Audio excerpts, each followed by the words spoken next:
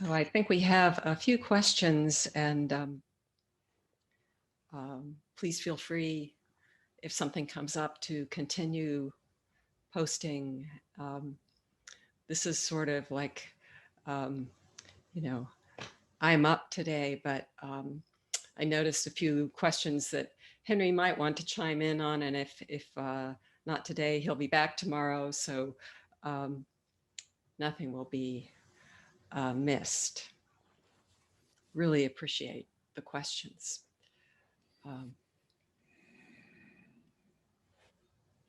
Did you have some questions sent directly to you, Valerie? I did not this time let's see. Seems like they're to everyone, the ones I'm seeing. So let's see how it goes, and yeah, we'll just go with it. Want me to read the dream share? Yes, please. I met my greedy self in a dream last night. Another character in the dream was distressed, saying he didn't have time to shop and cook for himself, and was thanking me for the offer to help himself to food in our refrigerator. I reacted thinking, I never offered my food to this stranger. And then I felt this gentle invitation to be generous. The generosity felt so good, I went towards it. I feel like our shared sits and talks yesterday opened a generosity towards myself in today's sitting, such that the radius of the curves are a bit softer. Thank you to all. Such a gift of a dream, and yeah, sort of attesting to the activity of this shared sitting, and also to the activity of the Dharma, this great generosity that in this dream you recognized. You know, there is this sense of recognition, and you know, I've heard it said, and I have this feeling too, this Dharma wants us to awaken. That is, it, in some sense, to match who we truly are. That sounds a bit odd because of the language of two. There's just one. But this generosity is flowing freely all the time. And just, it's such a relief, such a gift to get out of the way and let it flow. The koans in all kinds of ways name the virtues of this true self, you know, the names of the Buddhas, these are names of you. Prosperous, so prosperous, inexhaustible. You know, the Buddhas are highness, auspice. I mean, it sounds, in a sense, those are just representative names. But the reality is this great, great, inexhaustible generosity that is constantly giving itself. And that is completely at work in our shared sitting. What an expression of it. We know it even in this Zoom Zendo. We can feel it deepening. The support, you know, if only we could realize the depth and breadth of support that's available. Here we embody it in this Sangha, but the wider Sangha too. And, you know, this whole world, sentient, insentient, all the support, so generous, taking care of everything all the time, serving us all the time. that might sound odd. I mean, it's you. It's originally you. And I have to say, what I wish I could do, what it feels like when a word gets said that in any way is helpful, it's just holding up a mirror, just a clear mirror. And we do that for one another. So this dream was a beautiful, clear mirror, a gift to all of us. Thank you. The next question. The writer says, part of my work is in the area of domestic violence, real hairpin turns on the path. If I keep it to this step or this next step, I feel grounded. But when I look at the shape of the curve, I really get deeply challenged regarding forgiveness, codependence, and for sure, radical acceptance. Can you shed a glimmer of light on this path and these challenges? Yeah. Well, the question is beautiful, and there's a great clarity there. What we've been talking about, these curves, and how to go straight. It's now. And when we taste that, allow it, drop into it, whatever the situation, there's nothing sticking to it. And really, in a sense, in a deep sense, there's no problem in this now, which was so beautifully expressed. These incredibly challenging hairpin turns, domestic violence, harm, trauma, fear, etc. And yet, when you're just there in this moment, then this love and generosity, and also this, we hear about skillful means, this ability to meet the moment. All of this begins, it just flows. And then, stepping back, sort of trying to lean into before and after, and this overwhelm. I'm sure everybody in this field has to deal with this.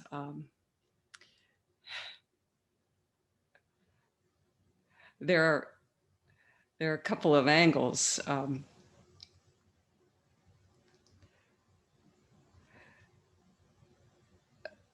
One of them is going to derail me a bit, but it's coming up. So I'll go here and then circle back. I've lately been rereading a lovely, really intriguing novel by Naomi Ozaki called A Tale for the Time Being. And it was published in 2013, I believe. She is a Buddhist priest, a scholar, practitioner, and she's written this novel that weaves bullying and trauma,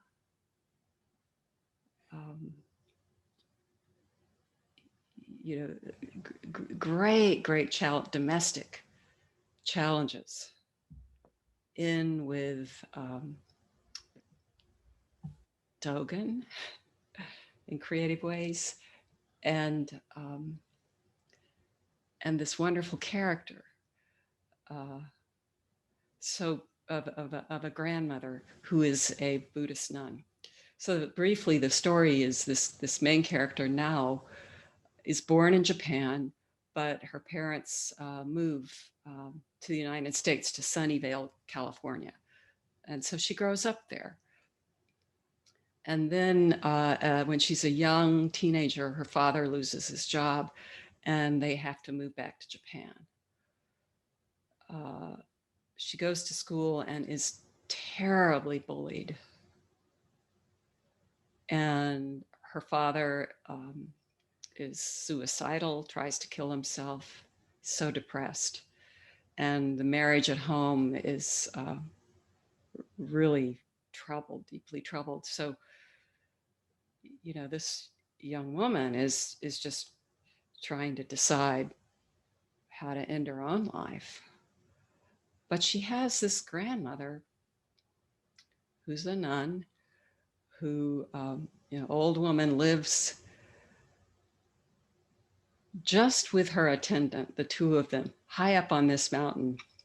You picture Japan, you walk up all these stairs to get to this old little temple that just the two of them keep and maintain services and maintain practice. And so for this character, the one respite she has is going to visit her grandmother. And the grandmother sees what's going on and finally says, I'm going to give you a superpower. It's wonderful because she's Japanese and she's a superpower. So all through the book, it's superpower. And now I was like, wow, I want that. I mean, what if it's to disappear, or fly, but maybe I'd rather disappear. It turns out the superpower is she's going to teach her Zazen.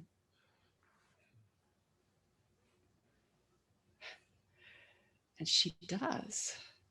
And it's worth reading just for that wonderful, fresh, innocent, somewhat humorous description of this young teenager with ADD and all of this monkey mind, all of this trouble, all of this trauma, finding Zazen and finding it like coming home. She says to her reader, you might not think that sounds like such a big deal, but I don't have a home. The only home I ever had was in Sunnyvale, and I've lost it. And so this question made me think of this novel, because this superpower is really just being fully here now with an open heart, nothing sticking, nothing to defend, nothing to gain, nothing to prove, nothing to lose. And yet this heart of compassion. I'm reminded of Henry talking yesterday about the nuance between empathy and compassion and how important that might be for not just burning out in work where you're met with this level of trauma and violence on a regular basis. So Mark, could you read those three? Let's see, I might be able to see the question. Yes, forgiveness, codependence, and radical acceptance. Thank you. Forgiveness. This came up in our last retreat. And I mentioned that I heard I believe it was Henry, say the word forgiven. And I heard it as though it had a dash, forgiven, already given, already resolved, already released, um, just as it is. And there's a quality there of being right there with things just as they are, that you can rest in that. Of course, we have our psychology where we need to work through things and integrate things and check in with ourselves, and but this fundamental dharma, forgiven. And then what was the second? I know, radical acceptance. And the second one? Codependence. Codependence, yeah. Yeah. So this Dharma has something to say to that. I mean, I would really recommend reading Tara Brach's book. You may already have read it, called Radical Acceptance. And, this is addressing codependence, addressing radical acceptance, obviously, but from an absolute perspective, this Dharma, this now,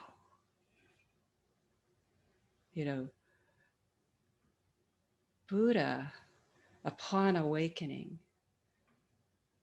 is, according to one tradition, deep tradition, said, from above the heaven, the top of the heaven to the bottom of the earth, I alone. Or in another, that sort of this one, just this one existence, to go, to operate out of that clarity. How could there be any entanglement, any sticking, to be really clear about this one existence? It's a different use of the word alone. It really flips that entirely, where, you're entirely alone, and the whole earth, this whole wide earth, is your true human body. So it's completely disentangled, and yet one wisdom compassion, one suffering compassion. But that's not a tangle, it's just one.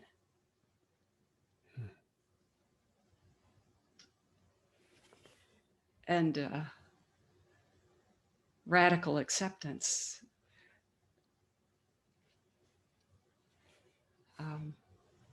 again, it's a given. I mean, it's like this practice realization.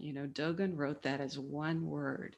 And so our practice is this continual opening, allowing, accepting, and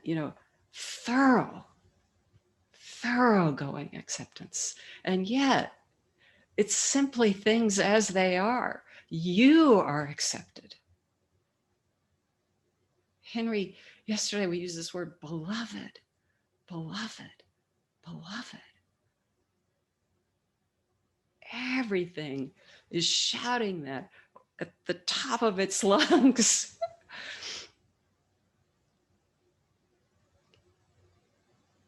So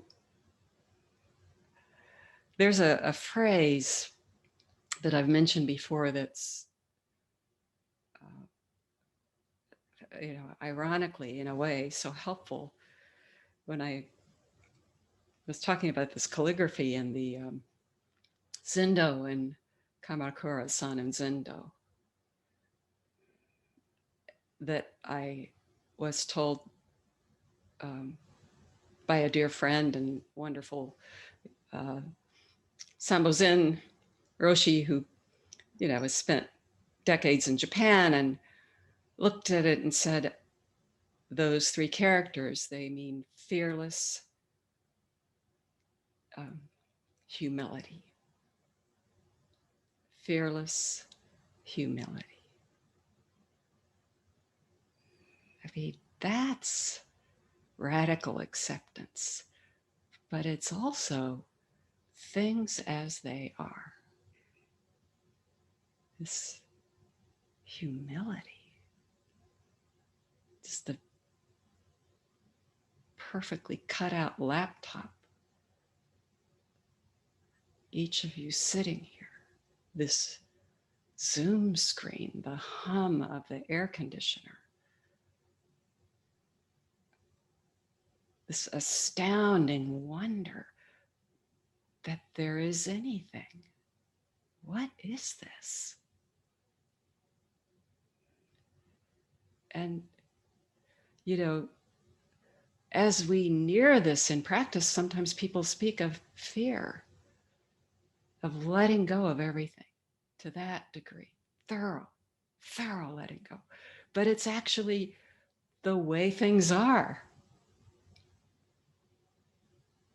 It's the way things are.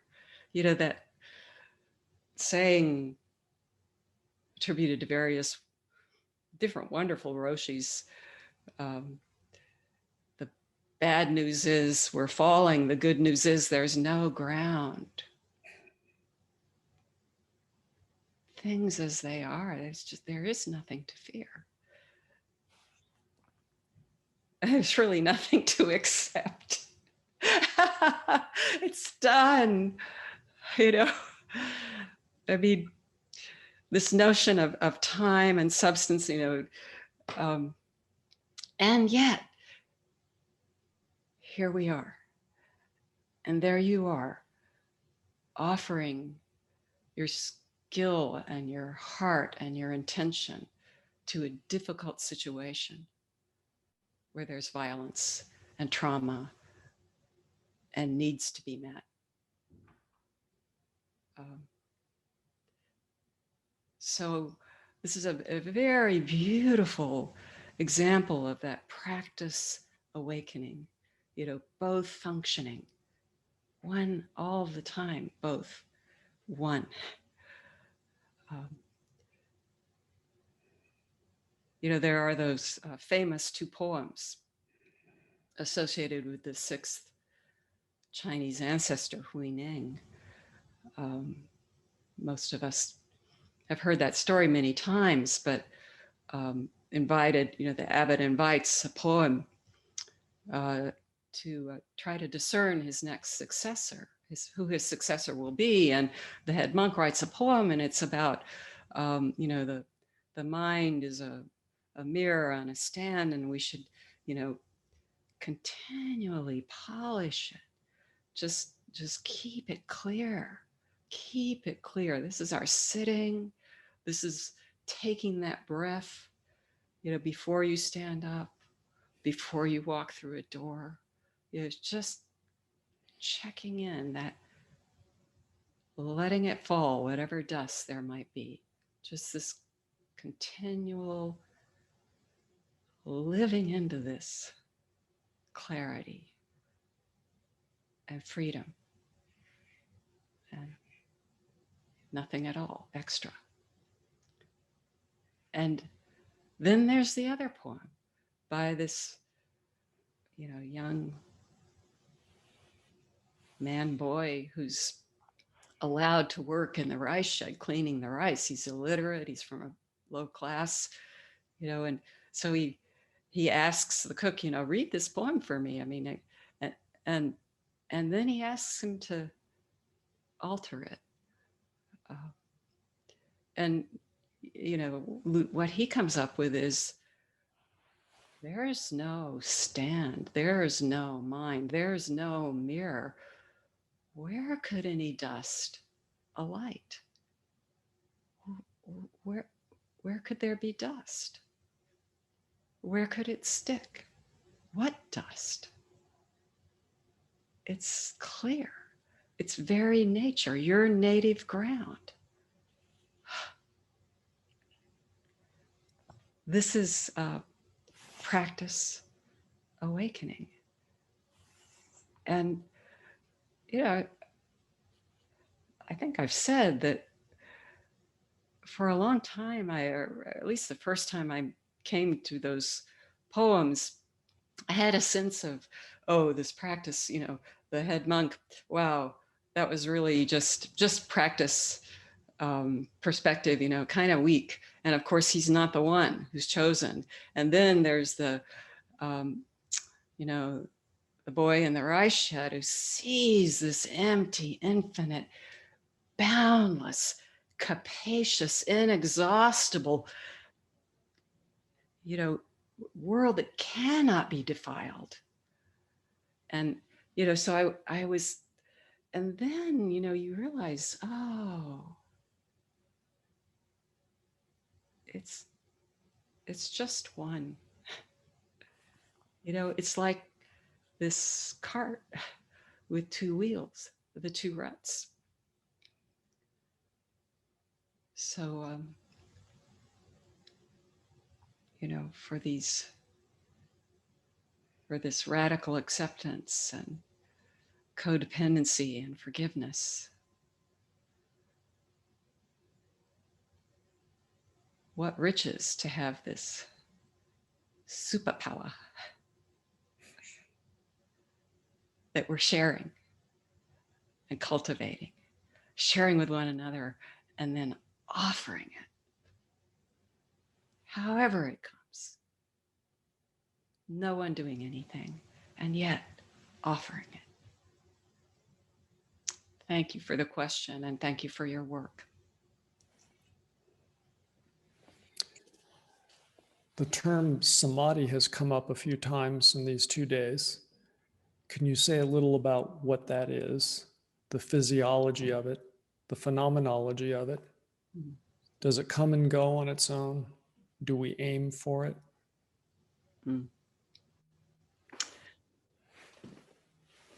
This is perhaps a question I'd love to hear Henry speak to in terms of the different types of samadhi he's really spoken before and thought about this deeply. And I can say that there are different types, different qualities, different nuances, and it is the greatest hindrance is to reach for it. It evolves, it comes in our deepening practice. And it comes often by surprise, this balance.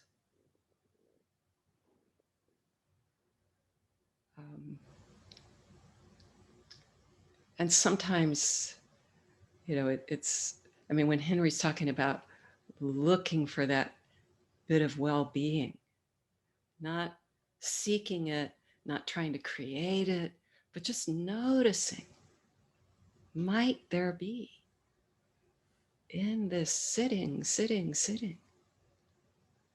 right now, this sense of well-being, maybe just a little. And if so, allow that. That in samadhi, just sitting is sitting. One quality of samadhi really matches for me in terms of trying to find language for it, this humility of things just as they are. It's not an attitude, disposition, just that's what is.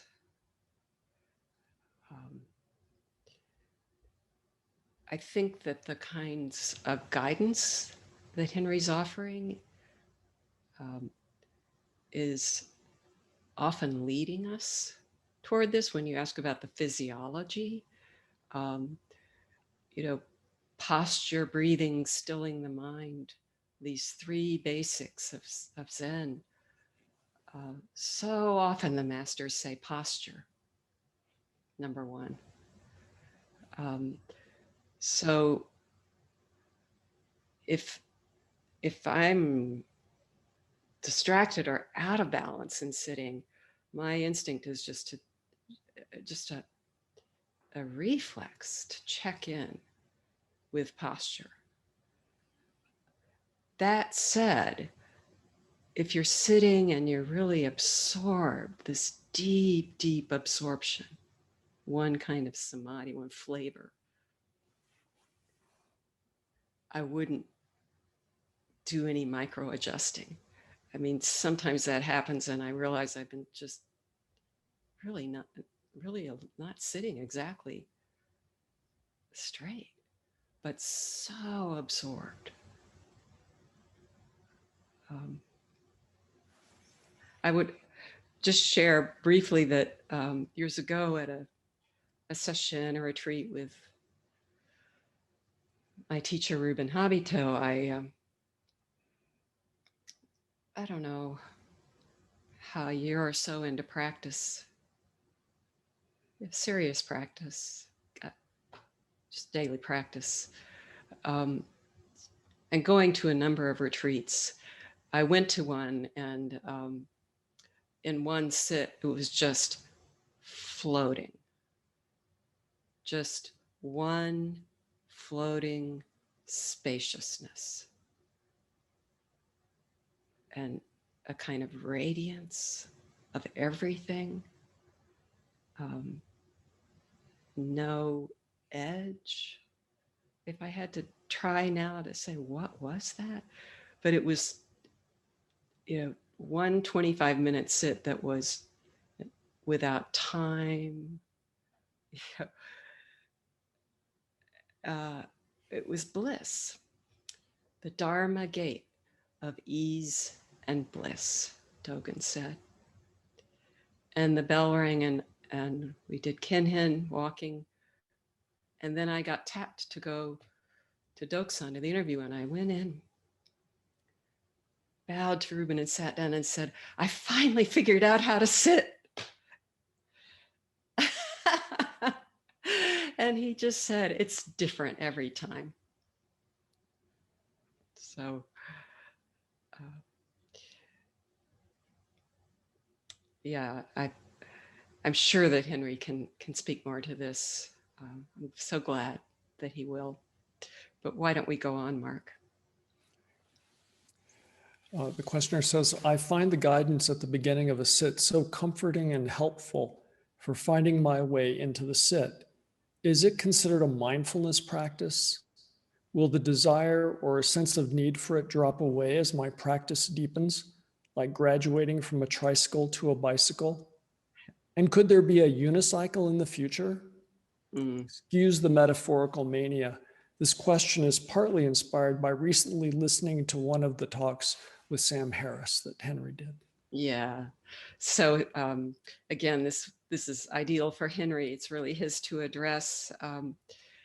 It is until I came to Mountain Cloud and consequently became deeply interested in mindfulness practice.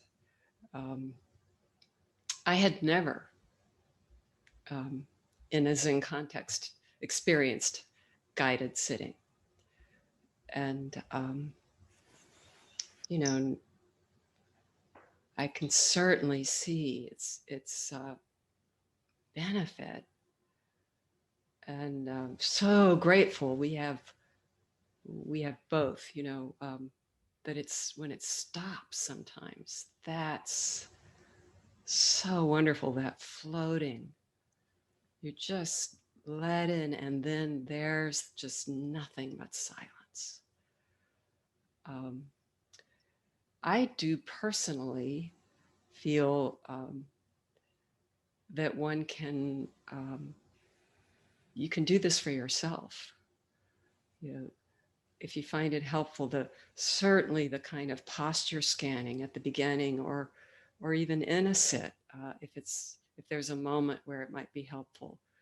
Um, there's, you know, I don't mean discursively narrating to yourself while you're sitting, but just scanning the body, checking out the space.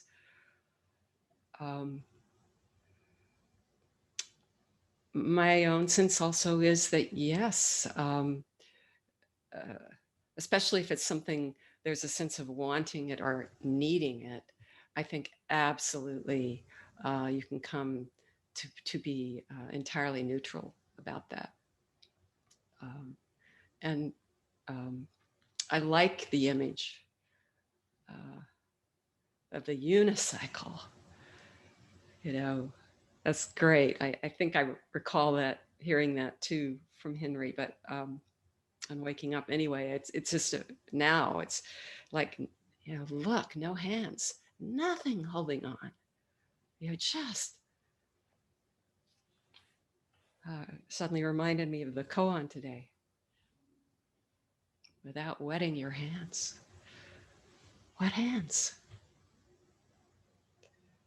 So yeah, be free and trust that freedom. And maybe with curiosity, uh, be with this silence.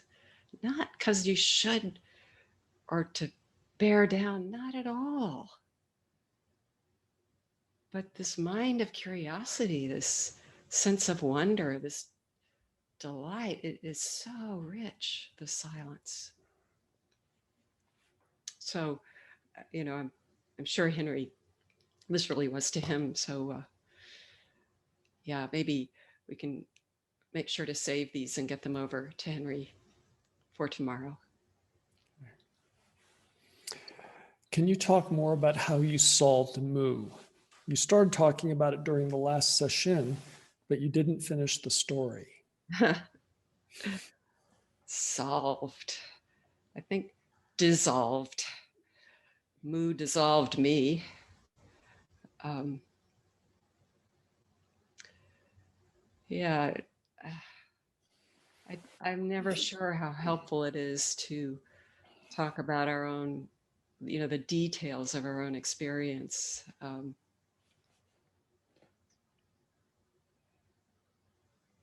One piece of it that is coming up right now, you know, sitting into session, third or fourth day, and in that sitting, um, as you know, total surprise, I was sort of visited by a phrase and a sense of this phrase that just fell on me. And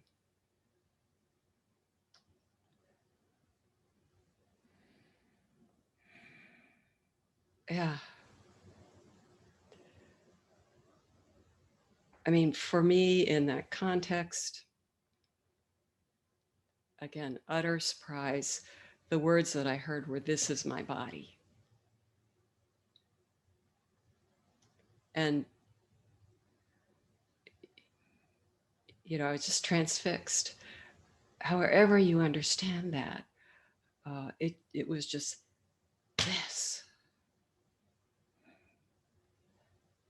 And then soon came walking.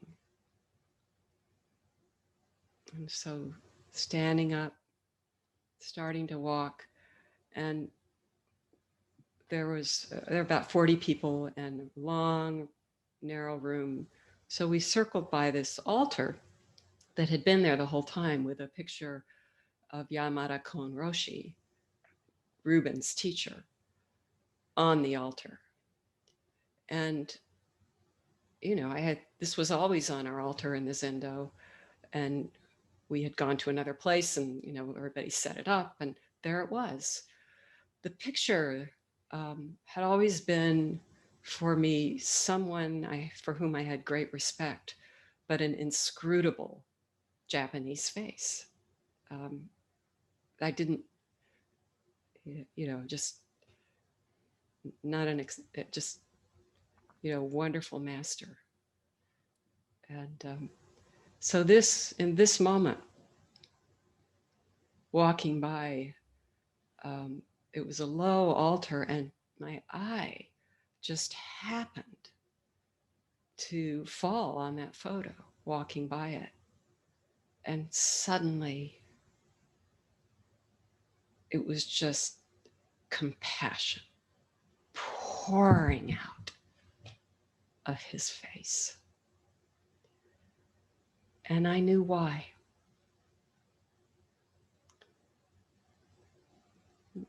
We finished walking, went to sit, and I was soon tapped. And then this is the part of the story I think I told, where there were 5 people in line, and by the time I got in front of the door, my lap was wet from these just silent tears. And the last thought I had before going in, really, this is all so in the dark. My last thought was, I'll never get this.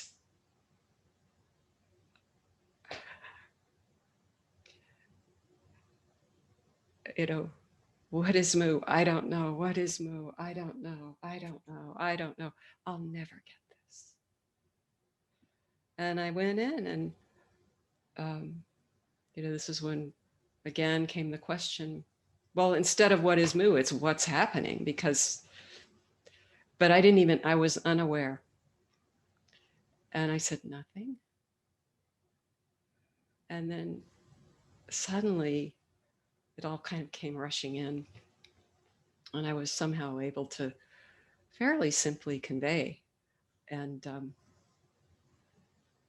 then come this wonderful process. It's called, in the tradition, picking and pecking. So the chick picks at the shell from inside. And the teacher, or maybe, it's usually thought of as the teacher pecking from outside like a mother hen, and if it's right at the right moment, just the right moment, the shell breaks open. I feel it can also be the sound of the fan, or a bite of food, or a sight or a smell. Any sense can be that tapping, that pecking. But the tradition is, and this comes also in the form of these wonderful checking questions. So it was very much guided, and into this great, great relief that continues to open. As the Dogen says in his universal instructions, this Kensho is just putting your head through the gate. Then, wow, this practice. Is there one more? We have a very quick, easy one. We would like to know what the picture is on the table behind you. This is a photograph of the, that ring is in the way. I don't know if you can see. It's Kenon, and it's the statue that was commissioned for Yamada Kon Roshi. It stands where his ashes are laid. Kenon, the bodhisattva of great compassion, the hearer of the cries of the world. An eye on every hand, it said. Just immediately, this seeing, acting, giving, it's just one fact. This generosity. This is one image. And so is each face on this screen. That's you.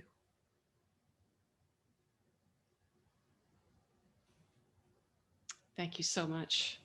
Thank you, Valerie.